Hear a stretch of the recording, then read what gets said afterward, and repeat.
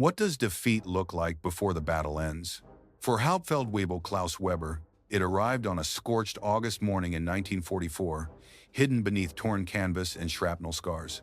The vehicle sat roadside near Falaise, engine ticking as it cooled, still radiating the heat of recent flight.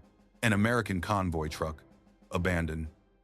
Weber had seen hundreds of enemy vehicles by now: burned hulks, shattered chassis, the detritus of mechanized warfare scattered across France like industrial confetti. But this one was different. This one was intact. Weber's hands, calloused from 3 years manipulating wrenches in service of the Reich's crumbling war machine, trembled slightly as he approached. Not from fear, from recognition. He had maintained Opel Blitz trucks since Poland, coaxing temperamental engines back to life with the devotion of a surgeon. He understood vehicles the way a watchmaker understands springs and gears, intimately, reverently. But standing before this American GMC CCKW, designation stamped clearly on the hood, he felt something unexpected: inadequacy. The truck loomed larger than German equivalents. 2.5 tons rated capacity, the markings indicated. The 276th Infantry Division's entire motor pool consisted of perhaps 30 functioning vehicles now, down from the 80 they'd started with in Normandy. Horses did most of the heavy lifting, quite literally. 5,000 horses attached to their division alone, each requiring fodder, water, veterinary care, each vulnerable to artillery, strafing runs, exhaustion, each representing a logistics philosophy that belonged to another century. According to military historian Max Hastings, in his comprehensive analysis of the Normandy campaign, German divisions in August 1944 faced catastrophic equipment shortages that rendered tactical skill increasingly irrelevant. Weber didn't need historians to tell him this. He lived it daily, watching mechanics cannibalize 3 broken trucks to create 1 functioning vehicle, watching supply columns arrive days late or not at all. His team gathered around the GMC. Young faces mostly, conscripts who'd learned their trade in field conditions rather than trade schools. Obergefreiter Hahn, barely 20, ran his hand along the fender. "It's huge," he muttered. "How do they fuel something this size?" Weber popped the hood. What he saw made his breath catch. Simplicity. Brutal, intentional, magnificent simplicity. The GMC 270 engine sat openly accessible, an inline 6-cylinder configuration producing 104 horsepower from 269.5 cubic inches of displacement. Not impressive numbers by German engineering standards. The Opel's power plant was more fuel efficient, more elegantly designed. But this American engine had been engineered for something German designers apparently hadn't prioritized: idiot-proof maintenance. Every bolt was the same size. 1 wrench fit everything. The spark plugs were positioned where a man could reach them without contortions. The oil filter, Weber actually laughed. A bitter sound. The oil filter could be changed without tools, just hand-tight. Designed for farm boys from Iowa and factory workers from Pennsylvania who'd received perhaps 6 weeks of mechanical training before being shipped overseas. Research by psychologist Lieutenant Colonel Dave Grossman, in his seminal work On Killing, reveals that modern armies must design systems, assuming most personnel are ordinary citizens, thrust into extraordinary circumstances, not professional warriors. The GMC embodied this philosophy in every component. It was engineered for America's conscript army, millions of men who would rotate through service, learn basic skills, and keep equipment functioning through sheer numbers and standardized procedures. Weber found the toolbox mounted on the running board. Inside, standard wrenches, pliers, screwdrivers, and a manual. He lifted it carefully as though handling contraband. The paper quality alone was remarkable: thick, durable, resistant to the moisture that would reduce German field manuals to pulp within weeks. But the content was what stunned him. Detailed illustrations, step-by-step procedures, exploded diagrams showing how every component fit together, instructions written for someone with minimal technical knowledge. "A child could follow this," Hahn observed, looking over Weber's shoulder. "That's the point," Weber said quietly. "They've designed a truck that doesn't require mechanics, just warm bodies who can read." The production number stamped into the frame told another story. This truck was one of approximately 150,000 built in 1943 alone. 1 factory, 1 year. More trucks than Germany produced in all categories combined across the entire war. Weber's mind reeled at the mathematics. How many factories did America have? How many production lines? How much steel, rubber, glass, fabric flowing through industrial complexes that Germany couldn't touch, couldn't bomb, couldn't even properly comprehend. American steel production in 1943 reached 81 million tons compared to Germany's 30 million. Weber didn't know these figures yet, but he could extrapolate. The truck before him represented not just superior logistics, but a different industrial philosophy entirely. One that prioritized abundance over excellence, availability over perfection. Night was falling. Weber's team pushed the GMC into a camouflage position, began more detailed examination. The six-wheel drive system operated through a simple transfer case. One lever engaged the front axle. German Opel Blitz trucks were rear-wheel drive only, requiring careful driving to avoid becoming mired in France's perpetual mud. This American vehicle could simply power through obstacles that would strand Wehrmacht convoys. The suspension used crude leaf springs, unsophisticated, nearly indestructible. Weber thought of the Opel's elegant torsion bar suspension, beautiful engineering that required factory conditions to repair properly. These leaf springs could be hammered straight with a rock if necessary. Battlefield expedience prioritized over peacetime precision. As darkness settled completely, Weber sat on the GMC's running board, smoking a cigarette he couldn't really spare. Around him, his team discussed the truck in hushed tones, voices mixing wonder and dread. They'd all reached the same conclusion, though none wanted to articulate it directly. Germany had lost. Not in some future battle, not through some strategic miscalculation that might still be corrected. The war was already over. The verdict had been delivered in Detroit's factories, in America's steel mills, in production philosophies developed during peacetime and scaled to wartime necessity with terrifying efficiency. This truck was proof. Undeniable, mechanical, mass-produced proof. Weber flicked his cigarette into the darkness, watching the ember arc and die. Tomorrow they would test drive the GMC. Tomorrow they would document everything for headquarters. Tomorrow they would begin understanding exactly how completely Germany had been outmatched. But tonight, in the cooling shadows of occupied France, Weber allowed himself a moment of pure professional despair. He was a master mechanic. He'd maintained German vehicles through Russian winters, North African dust, the grinding attrition of 3 years' constant combat. He'd believed in German engineering superiority with the faith others reserved for religion. And this simple American truck, designed by committee and built by millions, had just destroyed that faith forever. The GMC became their professor. Over the following week, Weber's team put the captured truck through trials that would have destroyed lesser vehicles. They loaded it beyond rated capacity always, because combat logistics knew no peacetime specifications. They drove it through mud that swallowed their Opel trucks to the axles. They subjected it to the neglect and abuse that characterized frontline vehicle operations. It continued functioning, not elegantly, not efficiently by German standards, but reliably with the mechanical indifference of a tool designed to absorb punishment. The contrast to their own vehicles was damning. According to research on military logistics during World War II, German motorized units spent nearly 40% of their operational time addressing mechanical failures, compared to 15% for American equivalents. Weber's experience confirmed these statistics viscerally. The supply officer joined the examination on the third day. Hauptmann Richter had worked at the Opel plant in Brandenburg before conscription, understood automotive manufacturing at industrial scale. He studied the GMC with the clinical detachment of a pathologist examining cause of death. "Look at the body panels," Richter said, running his hand along the truck's bed. Stamped steel, crude presswork, minimal finishing. But any metalworking shop with a hydraulic press could produce these by the thousands. He pointed to their Opel. "Our panels require precision dies, skilled operators, time. These are manufactured with the philosophy of a sausage factory." Weber noticed Richter didn't say this dismissively. The tone was respectful, almost awed. The wooden cargo bed drew similar analysis. "Standard lumber," Richter continued. "Nothing specialized. Any sawmill could cut these dimensions. The canvas top is commercial fabric, the same material used for tents, tarps, 1,000 civilian applications. They've designed using materials in unlimited supply." The philosophical difference crystallized. Germany designed vehicles requiring specialized components manufactured in specific factories by trained craftsmen. Each part was optimized, perfected, made to exact specifications. Beautiful engineering. Completely unsuitable for total war against an industrial superpower. America had designed for abundance. Every GMC component could be produced by multiple suppliers. The steel came from dozens of mills, the wood from thousands of sawmills, the fabric from civilian textile plants barely modified for military contracts.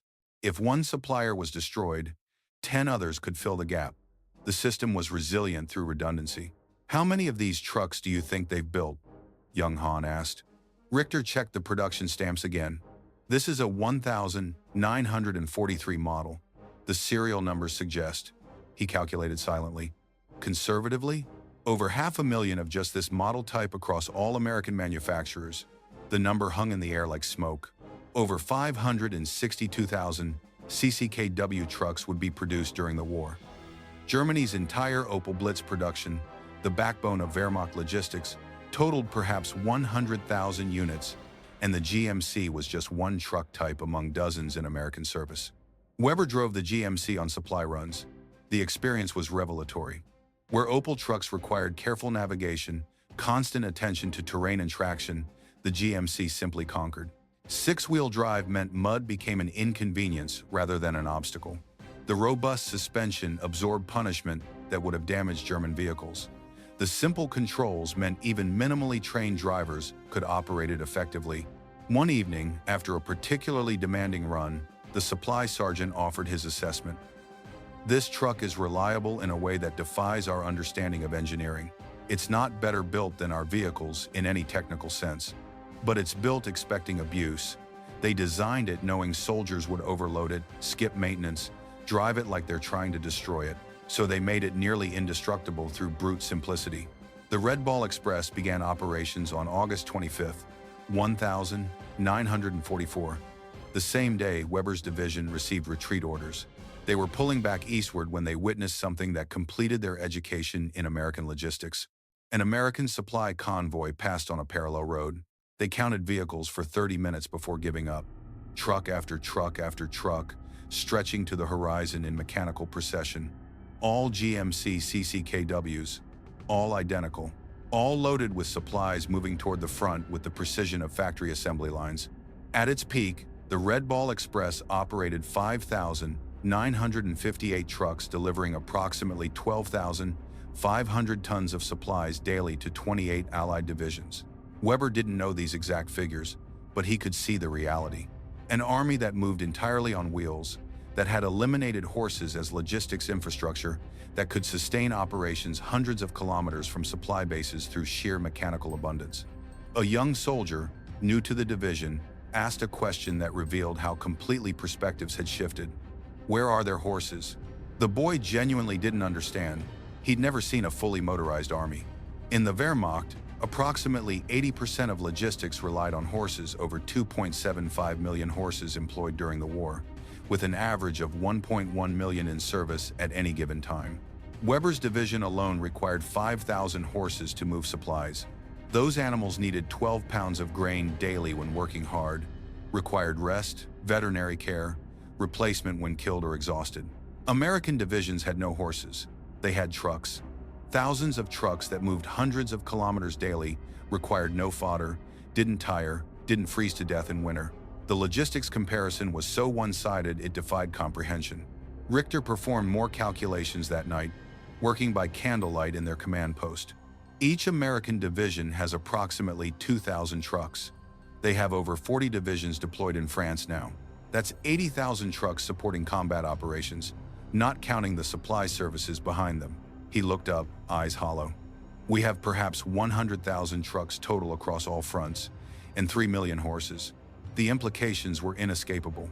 Germany was fighting an industrial-age war with logistics infrastructure largely unchanged since Napoleon. America had created a fully mechanized military machine fed by production capacity that dwarfed anything the Axis could achieve.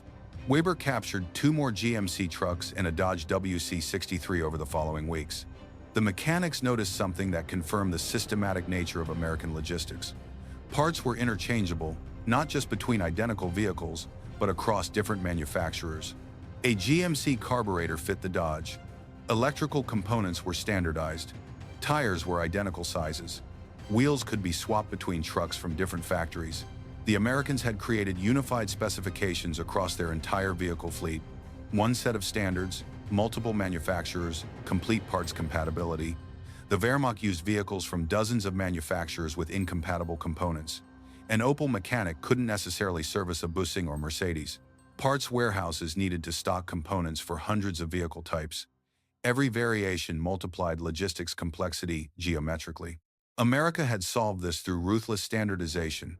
Any mechanic could service any truck. Any parts depot could supply any vehicle. Their logistics were unified in a way German forces had never achieved, creating efficiency through simplicity rather than perfection through complexity. October brought fuel shortages that stranded Weber's division. The horses could forage poorly, inadequately, but enough to survive. The German trucks sat immobile, useless metal waiting for fuel that didn't arrive. Meanwhile, American operations continued. Their supply network, built on those thousands of GMC trucks, delivered fuel reliably forward. The contrast was operational versus paralyzed, moving versus static, victory versus defeat. Weber spent the forced idleness studying the captured American trucks with the intensity of a theological scholar examining sacred texts. One afternoon, Hahn articulated what they'd all begun to understand. "We designed our vehicles to be good," the young soldier said. "They designed theirs to be good enough, but in overwhelming numbers. In total war, that wins." December 1944, the Ardennes offensive, Hitler's last desperate gamble. Weber's division rolled westward with a collection of vehicles that would have been comedic if the stakes weren't so high. Captured GMC trucks, surviving Opel Blitzes, requisitioned civilian vehicles, horse-drawn wagons, a logistics nightmare held together by mechanical ingenuity and desperation. The offensive's logistics plan revealed Germany's strategic bankruptcy. They were ordered to capture American fuel supplies because Germany lacked sufficient fuel to sustain operations. They were instructed to use captured American vehicles whenever possible because German logistics couldn't maintain supply lines. The irony was crushing. Germany's last major offensive depended on seizing the very trucks and fuel that symbolized why Germany was losing. Weber drove a GMC during the offensive. It performed flawlessly through Belgian winter conditions that killed their remaining Opel trucks. The six-wheel drive powered through snow that would have stranded rear-wheel drive vehicles. The robust construction absorbed cold that cracked German engine blocks. The simple design meant minimal parts to freeze or fail. For 10 days, the offensive achieved tactical surprise. German forces pushed westward, creating a bulge in Allied lines that gave the battle its name. But Weber watched the logistics situation deteriorate hourly. Panzer divisions ran out of fuel within kilometers of captured American depots they couldn't quite reach. Supply convoys couldn't navigate destroyed roads. Horse-drawn wagons bogged down in snow. The American response demonstrated everything Germany lacked. Fresh divisions arrived with full equipment loads. Supplies flowed through logistics networks that bent but never broke. The trucks kept moving. By January 1945, the offensive had failed.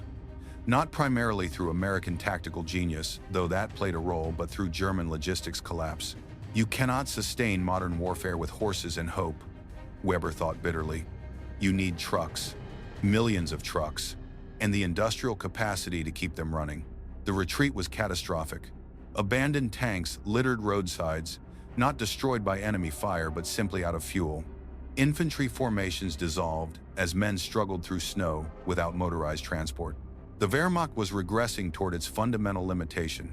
An army designed for short, decisive campaigns, completely unsuited for sustained industrial warfare. The captured GMC trucks proved invaluable during the retreat. They still ran. The Opel trucks, subjected to identical harsh conditions, had mostly broken down. The difference wasn't just maintenance. Weber's team were skilled mechanics who'd kept German vehicles running through 3 years of war. The difference was design philosophy. The GMC was built to absorb punishment. Tolerances were generous. Components were overbuilt. Everything was designed for battlefield abuse. The Opel was built to German engineering standards that demanded precision that couldn't tolerate wartime neglect. Military psychologist Dave Grossman's research reveals that sustained combat creates physical and mental deterioration that affects every aspect of military operations, including vehicle maintenance. Weber saw this daily. Exhausted mechanics made mistakes. Damaged vehicles didn't receive proper care. Maintenance schedules became suggestions rather than requirements. American designers had anticipated this reality. German designers apparently hadn't. By March 1945, Weber's division defended positions in the Rhineland. American forces had crossed the Rhine in overwhelming strength. The mechanics watched American supply operations with professional admiration tinged with despair. They've built an army that runs on logistics, and they've built logistics that can't be stopped, Weber observed. We built an army assuming short campaigns where tactical excellence would overcome material disadvantages. We never planned for years of sustained combat against an enemy that produces equipment faster than we can destroy it. The words carried the weight of accumulated understanding. This wasn't battlefield defeat. This was industrial annihilation. Germany had brought bayonets to a factory fight. The division surrendered on April 18, 1945. They were transported to processing centers in American GMC trucks. The journey provided final lessons. Young American soldiers serviced the vehicles with casual efficiency that would have been impossible in the Wehrmacht. Parts were abundant. Tools were standard. Maintenance manuals were simple enough that minimally trained personnel could perform complex repairs. At the processing center near Koblenz, prisoners saw hundreds of trucks in American motor pools. Row after row of GMC CCKWs, Dodge WC Series, Studebaker US6S, all maintained by an army that had solved logistics through systematic engineering and unlimited production. An American motor sergeant, surprisingly friendly given the circumstances, offered Weber a proposition. "You're mechanics? We need mechanics. Can you work on these trucks?" "Yes," Weber answered. "We've maintained several captured ones." "Good. The war is over for you guys, but these trucks still need maintenance. I can get you assigned to the motor pool. Better than sitting behind wire." And so Weber found himself maintaining the vehicles that had defeated him. The symbolism wasn't lost on anyone. Working in the American motor pool was an education in humility. The sergeant, a mechanic from Detroit named Ray Kowalski, explained the maintenance philosophy with unguarded honesty. "We design everything for speed, quick maintenance, common parts, simple procedures. See this engine." He patted a GMC 270. "Complete overhaul can be done by a two-man team in 8 hours using field tools. Try doing that with one of your trucks." Weber acknowledged the truth. An Opel engine overhaul requires factory conditions and specialized equipment. "We design for precision. You design for practicality." "Exactly," Kowalski agreed. "In peacetime, your way probably produces better vehicles. In war, our way produces vehicles that keep armies moving." He paused, then asked, "How many of these GMC trucks you think we built?" Weber had done the math by now, studied production stamps on dozens of vehicles, hundreds of thousands. "Over 500,000 of just this model," Kowalski said. "Then there's the Dodges, the Studebakers, the Internationals, millions of trucks total. That's what won the war. Not better equipment, but more equipment than you could ever destroy." The American continued, voice matter of fact rather than boastful. "You know what's funny? These trucks aren't that complicated. We used commercial truck technology, barely modified it for military use. The engine's a commercial design, the transmission's commercial. We just made it rugged and produced it in massive quantities." This was the lesson Weber absorbed completely, working daily alongside former enemies who'd become colleagues through shared mechanical expertise. America won through industrial philosophy as much as industrial capacity. They designed for mass production from inception. They standardized ruthlessly. They prioritized reliability over sophistication. They built supply chains that could sustain operations indefinitely. The deeper revelation came from watching American logistics operations continue even after hostilities ended. Convoys of hundreds of trucks moved reconstruction supplies across occupied Germany. Repair depots contained more spare parts than entire German divisions had possessed. Production systems were so efficient that damaged vehicles were often replaced rather than repaired because new vehicles arrived faster than repairs could be completed. Weber saw the future, and it was built on the lessons America had learned. Standardization, interchangeability, design for manufacturability. These weren't just wartime expedients, they were fundamental principles of modern industrial society. One evening, another German mechanic, a man named Schmidt who'd maintained Panthers and Tigers, shared an observation that haunted Weber. "We built our tanks like watchmakers build timepieces. Every Tiger tank required 300,000 man-hours to produce. The Americans built Shermans on assembly lines. Detroit produced 896 Shermans monthly by late 1942, while all German factories combined struggled to build 100 Tigers. We lost before we fired a shot, because they understood industrial warfare and we didn't. And please sense, ein, and a sense, ein. The months of captivity transformed from imprisonment into apprenticeship. Weber learned American maintenance procedures, studied their logistics systems, absorbed their philosophical approach to military equipment. Every lesson reinforced the same conclusion: simplicity, abundance, and standardization defeated complexity, scarcity, and specialization. By late 1945, repatriation began. German mechanics returned to a devastated homeland. Cities were rubble, factories were destroyed, but everywhere were American vehicles. GMC trucks hauling reconstruction materials, Jeeps carrying occupation forces, equipment supporting the beginning of German rebuilding. The vehicles that had defeated Germany would now rebuild it. The irony was almost poetic. Weber found work at a reconstruction depot in Frankfurt. His experience with American vehicles made him valuable in an economy where such expertise was suddenly crucial. Former enemies became the foundation of reconstruction. The GMC trucks that had carried invasion forces now carried materials to rebuild shattered infrastructure. One day, training young Germans in vehicle maintenance, Weber reflected on what the war had taught. Before the war, we believed German engineering was superior, that quality would overcome quantity. We were wrong. The Americans understood modern industrial warfare better than we did. They built adequate equipment in overwhelming numbers. They standardized ruthlessly. They designed for the army they had millions of ordinary men, not the army we wish we had of elite specialists. He gestured toward the motor pool full of GMC trucks. These trucks aren't masterpieces of engineering, but they won the war because there were hundreds of thousands of them. They all used the same parts. Any soldier could drive them, and any mechanic could fix them. That was the genius. Not in individual vehicles, but in the system that produced them. The younger Germans listened with the attention of those who'd grown up in defeat and now needed to understand why. Weber was teaching more than mechanical skills. He was teaching industrial philosophy, systems thinking, the hard lessons learned through losing to an enemy that had mastered modern warfare's true battlefield: the factory floor. The Marshall Plan brought American aid flowing into Germany, transported primarily in GMC trucks that had once carried ammunition toward German positions. Weber, now a civilian consultant, watched younger mechanics maintain these vehicles with practiced efficiency. The trucks kept running. Simple, robust, indifferent to elegance, they hauled reconstruction materials with the same reliable mechanical persistence they'd shown hauling war supplies. German industry began rebuilding, and many incorporated American manufacturing principles: standardization, component commonality, design for manufacturability. The lessons weren't merely technical, they were philosophical. How you design determines what you can build, and what you can build determines what you can achieve. According to industrial historians analyzing post-war European recovery, German automotive manufacturers merged their traditional engineering precision with American mass production techniques, creating a hybrid approach that would dominate European markets for decades. Companies like Mercedes-Benz, BMW, and Volkswagen rebuilt themselves on foundations that acknowledged both German and American strengths. Former Wehrmacht mechanics became valuable consultants to this rebuilding. They understood both approaches.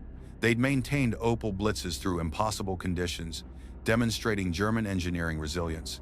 They'd studied GMC trucks until they understood American industrial philosophy. They were bridges between competing ideologies, able to synthesize lessons from both. Weber consulted for an automotive manufacturer in Stuttgart. A 1,967 trade journal interview captured his perspective. The GMC truck taught us that in modern warfare, perfection is the enemy of good enough. Germany designed beautiful vehicles that were too complex to produce in necessary quantities and too sophisticated for field maintenance. America designed adequate vehicles that could be produced by the millions and maintained by anyone. We lost not because our engineers were inferior, but because we misunderstood what industrial warfare required. The article included photographs of a restored GMC CCKW at an automotive museum. The caption read, "American GMC CCKW deuce-and-a-half truck. Over 560,000 produced 1,941 to 1,945. These trucks form the backbone of Allied logistics and represented the American industrial philosophy that overwhelmed Axis powers through mass production and standardization. Beside it sat a restored Opel Blitz with its own caption, German Opel Blitz 3-ton truck, approximately 100,000 produced 1,937 to 1,944. Excellent vehicle design hampered by limited production capacity and lack of four-wheel drive in most models. The visual comparison was damning. Both were well-engineered trucks, but one existed in overwhelming numbers with standardized parts, simple maintenance, and a supporting logistics network that could sustain armies indefinitely. The other was a quality product produced in insufficient quantities by an industrial base that couldn't compete. The broader lessons echoed beyond military applications. Modern industrial society demanded systems thinking. Individual excellence meant nothing without production capacity, logistics networks, standardization protocols, and supply chains engineered for resilience. These were the principles that won wars and built economies. Weber lived to see Germany rebuild into an industrial powerhouse. The factories rose again, but differently. The new German automotive industry combined precision engineering with mass production efficiency. They built vehicles that met German quality standards while incorporating American production philosophies. The synthesis was powerful. By the 1970s, German automotive manufacturers competed globally, not through choosing between quality and quantity, but by achieving both through systematic industrial engineering. But Weber never forgot the GMC CCKW sitting abandoned near Falaise in August 1944. That truck had been a teacher. It destroyed his faith in German superiority, but gave him something more valuable: understanding of industrial reality. In a 1982 interview for a documentary on World War II logistics, elderly and reflective, Weber summarized the lesson. We mechanics who examined captured American trucks saw the future before our generals did. That simple GMC showed us that modern war isn't won by tactical brilliance or engineering excellence.